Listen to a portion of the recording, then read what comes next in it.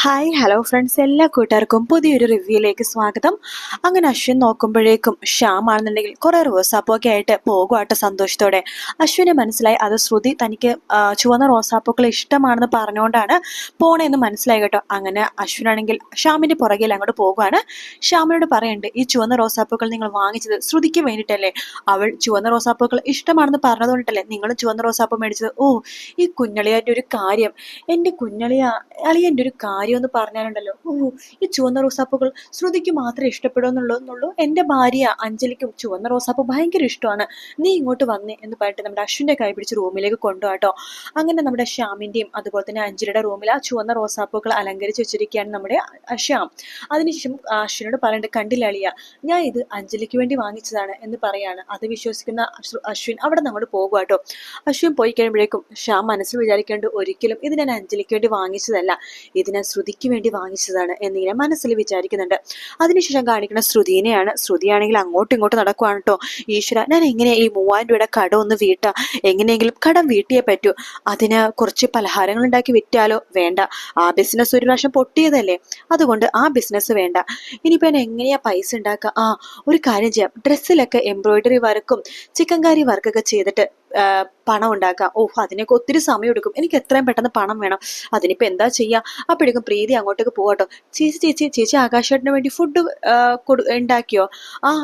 ഉണ്ടാക്കാൻ പോവാ ശ്രുതി. അതെ, ഞാൻ ഉണ്ടാക്കാം എന്ന് പറഞ്ഞിട്ട് ശ്രുതി വേഗം അടുക്കളയിലേക്ക് കയറുവാണ്.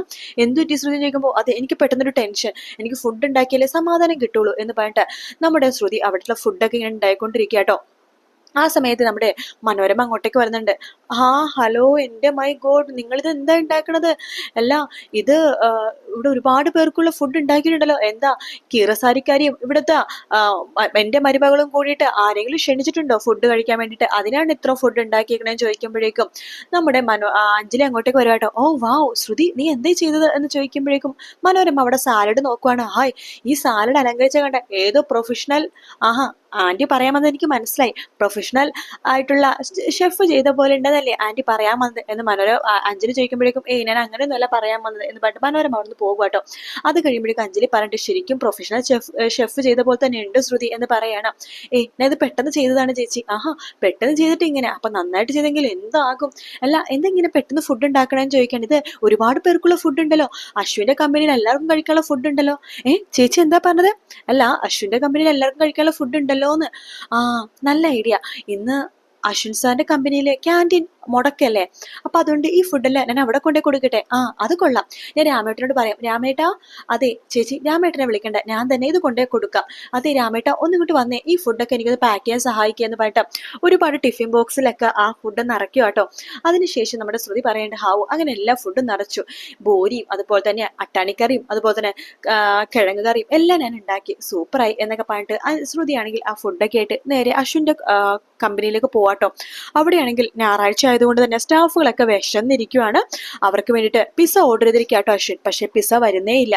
ആ സ്റ്റാഫുകളൊക്കെ പരസ്പരം പറഞ്ഞു, അയ്യോ വിശന്നിട്ട് വയ്യ, കുടലാണെങ്കിൽ കരിഞ്ഞ മണം പുറത്തേക്ക് വരാൻ തുടങ്ങി എന്ന് പറയുമ്പോഴേക്കും ആകാശ് വരുന്നുണ്ട്. എന്താ പിസ്സ ഇതുവരെ എത്തിയില്ലേ? ഇല്ല, ഇതുവരെ എത്തിയില്ല എന്ന് പറയണം.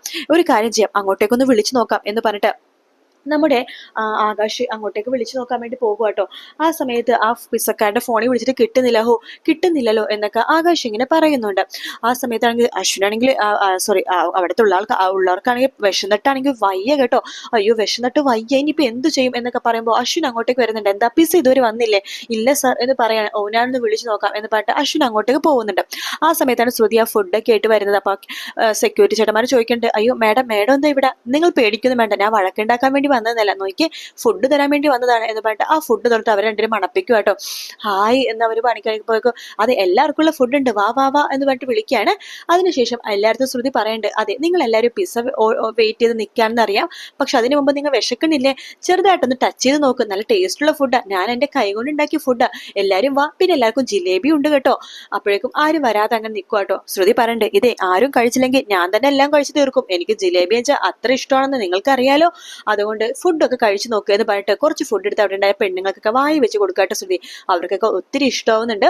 അത് അപ്പോഴേക്കും അശ്വിൻ അങ്ങോട്ടേക്ക് വരുവാണ്. എന്താ ഇത് വാട്ട് എന്ന് പറയാൻ പോകുമ്പോഴേക്കും ശ്രുതി പറയണ്ടേ, വാട്ട് ദി ഹെൽ എന്നല്ലേ പറയാൻ വന്നത്. അതെ, ആ പിസക്കാരനോട് പറ, എല്ലാവർക്കും വിശന്നിട്ട് വയ്യ, ഞാൻ എല്ലാവർക്കും ഫുഡ് കൊണ്ടുവന്നിട്ടുണ്ട് എന്ന് പറയുമ്പോൾ അശ്വിൻ ദേഷ്യത്തോടെ എല്ലാവരും നോക്കുവാണ്. ശ്രുതി പറയണ്ട്, വാ വാ എല്ലാവർക്കും കഴിക്കാന്ന് പറയുമ്പോൾ ആരും വരുന്നില്ല കേട്ടോ. ശരി, ആരും വരുന്നില്ലെങ്കിൽ വേണ്ട, ഞാൻ ഈ ഫുഡ് ക്യാൻറ്റീനിൽ കൊണ്ടേ വെക്കാം, ആവശ്യമുള്ളവർ അങ്ങോട്ടേക്ക് വന്നേക്ക്. അതെ, ആകാശാറിനെ പ്രീതിച്ച് തന്ന ഫുഡാ എന്ന് പറഞ്ഞ പ്രീതി തന്ന ഫുഡ് ആകാശിനെ കൊടുക്കുന്നുണ്ട് കേട്ടോ.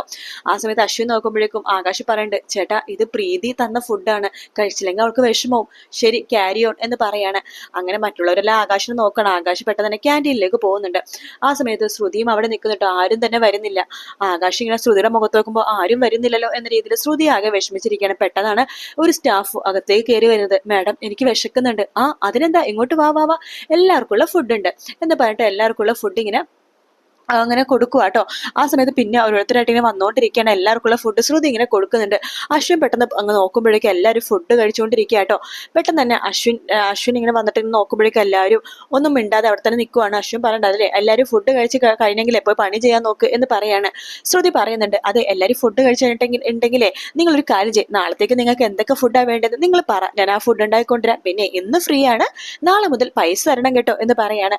അങ്ങനെ ഓരോരുത്തർക്ക് ഇഷ്ടപ്പെട്ട ഫുഡ് കൊടുക്കുക, പറഞ്ഞു കൊടുക്കുക കേട്ടോ. ശ്രുതി അതൊക്കെ പേപ്പറിൽ എഴുതിയെടുക്കുന്നുണ്ട്. ശേഷം ശ്രുതി പറയണ്ട്, എങ്കിൽ ശരി, നാളെ ഞാൻ എൻ്റെ ഞാൻ ഫുഡ് ഉണ്ടാക്കിയിട്ട് കൊണ്ടുവന്നരാം എന്ന് പറയണം.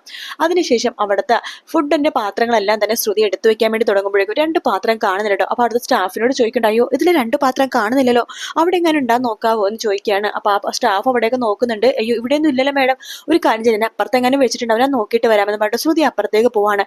പെട്ടെന്നാണ് ശ്രുതി ആ കാഴ്ച കാണുന്നത്. അശ്വിന്റെ ക്യാബിനിൽ അശ്വിൻ വാരി വലിച്ച് കഴിക്കും കേട്ടോ ഫുഡ്. അത് കാണുമ്പോൾ ശ്രുതിക്കും അല്ലാതെ സന്തോഷം തോന്നുവാണ്. ശ്രുതി ഇങ്ങനെ നോക്കിക്കൊണ്ടിരിക്കണം. അശ്വിനാണെങ്കിൽ കൈ പോലും കടിക്കും എന്ന രീതിയിലാണ് കേട്ടോ ഫുഡ് കഴിക്കണത്. കാരണം അത്ര വിഷമായിട്ട് അശ്വിനും വയ്യ. അശ്വിൻ രുചിയോട് കൂടി തന്നെ പാത്രം ഫുള്ളും തിന്ന് തീർക്കുന്ന രീതിയിലേക്ക് നക്കി തുടച്ച് കഴിക്കുക കേട്ടോ. പെട്ടെന്നാണ് അശ്വിന്റെ വിശപ്പ് മതിയാവണില്ല. അപ്പൊ ജിലേബി കാണുന്നുണ്ട്. ആ ജിലേബി കഴിക്കാൻ വേണ്ടി പോകുമ്പോഴേക്കും ശ്രുതി ഓടി വരണം. അയ്യോ അശ്വിൻ സാർ ജിലേബി കഴിക്കല്ലേ, അതിൽ ഞാൻ മധുരം ഇട്ടിട്ടുണ്ട്, അത് സാറിനെ കഴിക്കാൻ പാടില്ല എന്ന് പറയാണ്. അശ്വിൻ അപ്പൊ തന്നെ ജിലേബി അവിടെ തന്നെ വെക്കുവാണ്. ശ്രുതി പറയണ്ട്, സാറ് വിഷമിക്കൊന്നും വേണ്ട, നാളെ ഞാൻ സാറിന് മധുരം ഇടാത്ത ഹൽവ ഉണ്ടായിക്കൊണ്ട് വരാം എന്ന് പറയാണ്. അശ്വിനാകെ നാണം വരുന്നുണ്ട് കേട്ടോ. അശ്വിൻ അവിടെ നിന്ന് പോകുവാണ്. ശേഷം ശ്രുതി സന്തോഷം കൊണ്ട് അശ്വിൻ കഴിച്ച പാത്രങ്ങളൊക്കെ എടുത്തിട്ട് അതും ആ പാത്രത്തിന്റെ കൂട്ടത്തിൽ വെച്ചിട്ട് അവിടെ നിന്ന് അങ്ങോട്ട് പോകുവാണ്. പോകുന്ന സമയത്തൊക്കെ ശ്രുതിയുടെ മനസ്സിൽ ആ ഒരു വിചാരം മാത്രമേ കേട്ടോ. അശ്വിൻ ആ പാത്രം ഫുള്ളും ഫുഡ് കഴിച്ചതും അശ്വിൻ സന്തോഷത്തോടെ ഇരുന്നതും ഒക്കെ നമ്മുടെ ശ്രുതി ആലോചിച്ചുകൊണ്ടിരിക്കുക. അത് അശ്വിൻ ഭയങ്കര ആസ്വദിച്ചിട്ടാണ് കേട്ടോ കഴിച്ചത്. ബൂരിയുടെ കൂടെ അട്ടാണിക്കറി മസാലക്കറി ഒക്കെ തന്നെയുണ്ട്. എല്ലാം തുടച്ച് വൃത്തിയാക്കിയിട്ടാണ് നമ്മുടെ അശ്വിൻ കഴിച്ചത്. അത് ആലോചിച്ച് ശ്രുതി സന്തോഷത്തോടു കൂടി തന്നെ വീട്ടിലേക്ക് പോകുക കേട്ടോ. അപ്പൊ ആ ഒരു ഭാഗത്തോടെയാണ് നമ്മുടെ എപ്പിസോഡ് തീരുന്നത്. വീഡിയോ ഇഷ്ടപ്പെട്ടാണെങ്കിൽ ലൈക്ക് ചെയ്യാനും സബ്സ്ക്രൈബ് ചെയ്യാനും കമന്റ് ചെയ്യാനും മറക്കല്ലേ. അപ്പൊ അപ്കമിങ് റിവ്യൂസ് ഒക്കെ അറിയാനായിട്ട് ചാനൽ ഒന്ന് സബ്സ്ക്രൈബ് ചെയ്ത് സപ്പോർട്ട് ചെയ്യണം കേട്ടോ. എങ്കിൽ മാത്രമേ എനിക്ക് അപ്കമിങ് റിവ്യൂസ് നിങ്ങൾക്ക് ഇഷ്ടപ്പെടുന്ന വരികളൊക്കെ തന്നെ ഇടാൻ സാധിക്കുള്ളൂ. അപ്പൊ എല്ലാവരും ഒന്ന് നിങ്ങൾക്ക് ഇഷ്ടപ്പെട്ട ആ ഒരു ഭാഗം ഏതാണെന്ന് താഴത്ത് കമന്റ് ചെയ്യാൻ പറ്റുമെന്നുണ്ടെങ്കിൽ ആ ഭാഗം റിവ്യൂ അടുത്ത ഒരു വീഡിയോ ആയിട്ട് പറയുന്നതായിരിക്കും. ഹണിമൂണിന്റെ റിവ്യൂ ഉടനെ തന്നെ പറയാം കേട്ടോ. അപ്പോൾ നമുക്ക് മറ്റൊരു വീഡിയോ ആയിട്ട് കാണാം. Take care, bye bye.